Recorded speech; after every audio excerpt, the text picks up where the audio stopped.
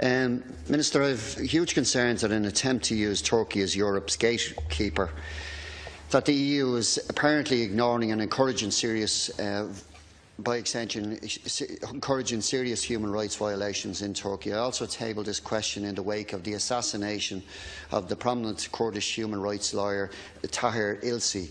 Mr Elci was assassinated in broad daylight, and the main party representing Kurds in Turkey, the People's Democratic Party (HDP), contends that he was killed by a bullet fired from a police weapon. Have you any concerns in relation to this case, and have you raised this with the Turkish authorities? Thank you. Minister. And thanking the Deputy for his question in this regard, could I confirm that on the 29th of November, Taoiseach attended an EU Heads of State or Government meeting with Turkey, at which it was agreed to activate the EU-Turkey Joint Action Plan aimed at managing the current refugee and migrant crisis, as well as several further shared commitments and actions. The Joint Action Plan contains short and medium-term measures to be undertaken by the European Union and Turkey. These measures will assist Turkey in providing for refugees in its territory and to prevent uncontrolled migratory flows from Turkey to the European Union. As part of this, the European Union has agreed to provide a financial package worth an additional €3 billion to setting up of a refugee facility for Turkey to coordinate and streamline actions financed by this package. The overall aim of the plan is to ensure that refugees in Turkey are properly supported. This should prevent desperate people from undertaking perilous journeys or falling into the hands of unscrupulous traffickers and people smugglers. Ireland strongly supports the recent intensified engagement with the European Union and Turkey, including the outcome of the meeting of the 29th of November. I welcome in particular the agreement to implement the EU-Turkey Joint Action Plan. The relationship with Turkey has been the subject of many high-level meetings and will be further discussed at the European Council in Brussels today. Most recently, Turkish Foreign Minister Cavusoglu participated in a working lunch of EU foreign ministers which I attended at the Foreign Affairs Council on Monday. Last, the EU relationship with Turkey is of key importance not only in terms of the current migration crisis, but also in the context of Turkey's status as an EU accession candidate. With Turkey now host to well over 2 million Syrian refugees, Ireland is of the view that European Union support is very much needed. In this context, EU financial assistance will go towards the provision of support to Syrians under temporary protection and to host communities. The current internal situation in Turkey remains a matter of serious concern. Point also made clear in the European Commission's latest enlargement progress report. Turkey faces many internal and external challenges, as the Deputy will be aware. The murder on the 20th of November of the Kurdish human rights lawyer Tahir Elci, as well as that of 2 policemen killed nearby, is another tragic and very worrying development in this regard. As a human rights lawyer, he was critical of human rights abuses on all sides of the conflict. I strongly condemn Mr Elci's killing, offer my sincere condolences to his family and friends.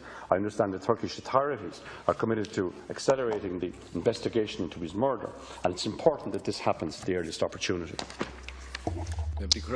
Minister, Amnesty International yesterday condemned the Turkish authorities for detaining scores of refugees, including people from Iraq and Syria, and abusing them and pressurising them to return home in alleged breach of international law since September.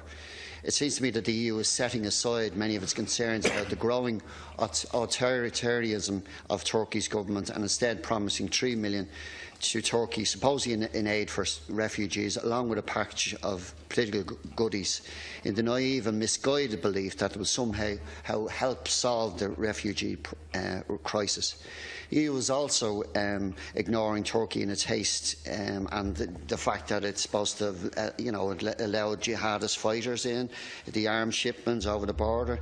2 Turkish journalists have been jailed, supposedly for espionage.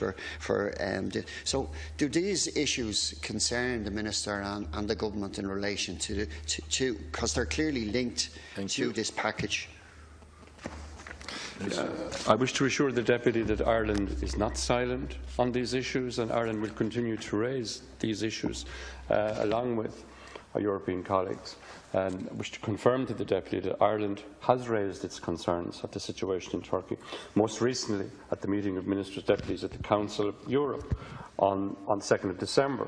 In this context, the arrest of 2 journalists was emphasised, the importance of freedom of the press in Turkey, the importance of freedom of expression in Turkey, and the need to ensure the functioning of a strong and healthy democracy in Turkey. Indeed, rule of law and human rights, including with regard to freedom of expression, are core principles of the European Union, and indeed the Deputy will be aware that these are prerequisites and preconditions for accession to the European Union. Ireland is clear that Turkey must live up to the same standards and commitments as all other candidate countries, and the progress in the accession process can only be made based on clear benchmarks and criteria.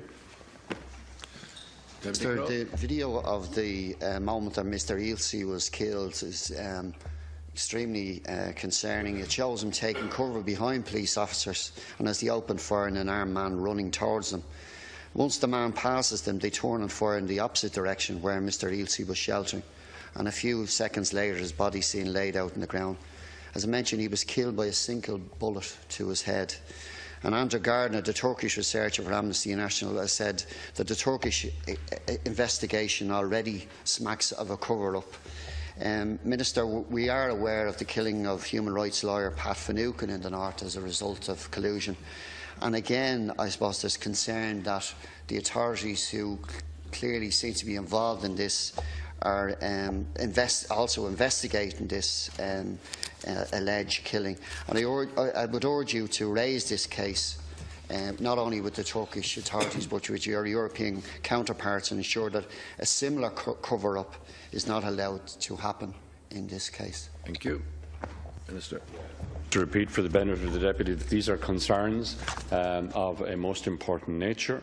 Ireland has raised them, will continue to raise them, and wish to assure the Deputy that officials in my department, both at our headquarters in Dublin and in our embassy in Ankara, will continue to follow developments closely, including developments over a range of human rights issues and concerns, but with particular regard to the investigation into Mr Elci's murder, and I would be happy to keep the Deputy informed of our interaction in that regard.